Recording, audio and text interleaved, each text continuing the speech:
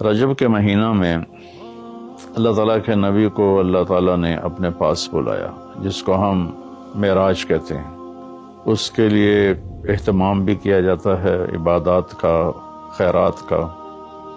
یہ اللہ تعالیٰ کی بہت بڑی قدرت میں سے ایک چھوٹا سا نمونہ تھا کہ 3 کپڑوں میں اٹھایا اور سارے خلا کے پردوں کو چاک کروا کے 7 آسمان کے دروازے کھلوا کر سدرۃ المنتہا پہ جبریل کی بھی بس ہو گئی کہ اس کے آگے اتنا بھی اوپر گیا تو جل کے راکھ ہو جاؤں گا۔ تو معراج کا واقعہ اسباب کے خلاف ایک انتہائی عجب اللہ کی قدرت ہے۔ اور اس میں ایک چھوٹی سی بات عرض کروں کہ جب آدمی پس جاتا ہے نا اور کہتا ہے متی نصر اللہ، یا اللہ تیری مدد کہاں ہے، تو پھر اللہ کی طرف سے جواب آتا ہے الا ان نصر اللہ قریب، بے شک میری مدد قریب ہے، آ رہی ہے۔ یہ واقعہ طائف کے بعد پیش آیا ہے، جب آپ بے بس ہو گئے تھے، پتھر کھا کے شدید زخمی ہوئے۔ اس تکلیف کے بعد یہ سفر ہوا کہ 27 رجب کو جبرائیل آئے، آسمان سج چکے ہیں کہ یا رسول اللہ استقبال کے لیے قطاریں لگ گئی ہیں۔ آپ ان کو لے کر گئے۔ آپ ام ہانی رضی اللہ عنہ، حضرت علی رضی اللہ تعالیٰ عنہ کے گھر میں تھے آپ، تو وہاں سے حتیم میں لے گئے، آپ کا سینہ چاک کیا۔ دوسرے فرشتہ وہ پانی لایا زمزم کا، اس سے آپ کے سینے کو صاف کیا، پھر دل باہر نکالا، اس کو چیرا، اس سے صاف کیا، اور پھر دوبارہ دل کو رکھ دیا، سینے کو بند کر دیا۔ آپ یہ سارا کچھ اپنے ہوش میں دیکھ رہے تھے۔ پھر وہاں سے براق پہ سوار ہوئے۔ براق گدھے سے بڑا قد، خچر سے چھوٹا قد والا ایک جانور تھا، جس پر آپ کو سوار کرایا گیا، اور وہ تھوڑا مستی کرنے لگا تو جبریل بولے تو یہ پتہ ہے تیرے اوپر کون سوار ہیں؟ تو اس کے ساتھ ہی وہ ایک دم سر نیچے کر گیا، اور پھر وہاں سے پرواز کی بیت المقدس، اور وہاں آپ نے 2 نفل پڑھے اور ان کو وہیں چھوڑ دیا، اس کو براق کو وہیں چھوڑ دیا۔ وہاں سے پھر سفر شروع ہوا اللہ کی طرف۔ اس سفر کو اللہ نے یوں بیان کیا، سبحان الذی اسری بعبدہ لیلا من المسجد الحرام الى المسجد الاقصى الذی بارکنا حولہ لنریہ من آیاتنا انہ هو السمیع العلیم۔ آپ جبریل کے کندھوں پر، پروں پر سوار ہو کر نہیں گئے، آپ کا سفر الگ تھا، جبریل کا الگ تھا، یہاں تک کہ پہلے آسمان پر پہنچے تو دروازہ کھلا تو آدم علیہ السلام نے استقبال کیا، گلے لگایا۔ پھر اس سے اوپر گئے تو عیسیٰ علیہ السلام، یحییٰ علیہ السلام، زکریا علیہ السلام نے استقبال کیا، اور سارے آسمان کے فرشتوں نے استقبال کیا۔ پھر اس کے بعد تیسرے آسمان پر گئے تو یوسف علیہ السلام نے استقبال کیا اور سارے فرشتوں نے۔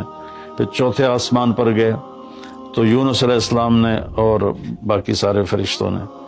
تو پھر 5ویں آسمان پر گئے تو ہارون علیہ السلام اور آسمان کے فرشتے۔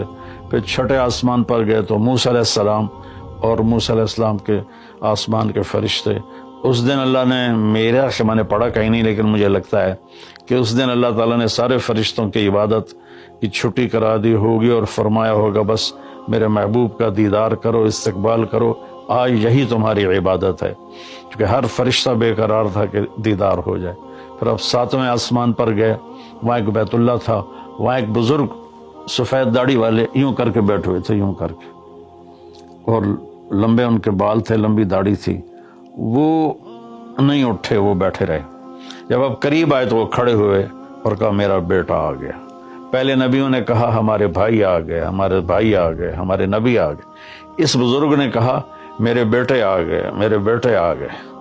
تو آپ نے جبریل سے پوچھا یہ کون بزرگ ہیں؟ تو انہوں نے فرمایا یہ آپ کے دادا ابراہیم علیہ السلام ہیں۔ اس میں اللہ نے ہمیں سبق دیا کہ بیٹا کتنے ہی عالی مقام پہ چلا جائے، اس کی ذمہ ہے اپنے ماں باپ کا ادب کرے، ان کے پاؤں چھوئے، ان کے سامنے سر جھکا کے چلے۔ یہ ہواؤں میں اڑ جائے، عرش کو چیر کے اللہ تک پہنچ جائے، پھر بھی باپ کے آگے، ماں کے آگے سر جھکانا ہے۔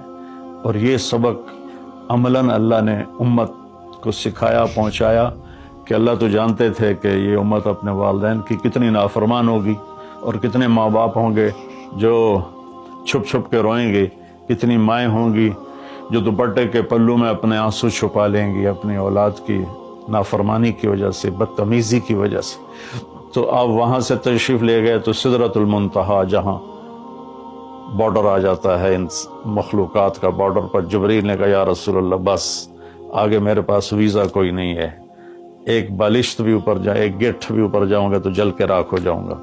اللہ نے ایک تخت اتارا، اس سے اپنے محبوب کو بٹھایا اور وہ گئے بلندیوں کو چیرتے ہوئے، اس نے عرش پر جا کر لینڈ کیا، آپ اترے اور میرے اللہ تعالیٰ نے کہا ثم دنا فتدلی فکان قاب قوسین او ادنی۔ بھائیو پھر لمبا واقعہ ہے، لوگ آج کل اتنا لمبا سنتے بھی نہیں ہیں، تو میں صرف جانے کا بتا دیتا ہوں۔ واپسی کا بھی پورا ایک کہانی ہے، جنت دکھائی، جہنم دکھائی، جنتی دکھائے، جہنمی دکھائے، سارا کچھ دکھایا، سود خور دکھائے، بے نمازی دکھائے، نمازی دکھائے، اپنے سب کو اپنی آنکھوں سے دیکھا، جہنم کو بھڑکتے دیکھا، جنت کو چمکتے دیکھا، جہنم کو دہکتے دیکھا اور جنت کو مہکتے دیکھا۔ یہ سب کچھ آپ نے اپنی آنکھوں سے دیکھا اور پھر آپ واپس تشریف لائے۔ تو جب آپ پہنچے تو ابھی رات کا حصہ باقی تھا اور رات گزری نہیں تھی جب آپ اتنی بڑی کائنات کا سفر کر کے واپس تشریف لائے۔ تو اس میں ایک بڑا سبق ہے، وہ یہ ہے کہ اللہ نے اپنے نبی کا ہاتھ پکڑا اور اپنی ذات تک پہنچا دیا۔ ہم اپنا ہاتھ اللہ کے نبی کے ہاتھ میں دے دیں تو ہم بھی اللہ کی ذات تک ہماری بھی پہنچ ہو جائے گی۔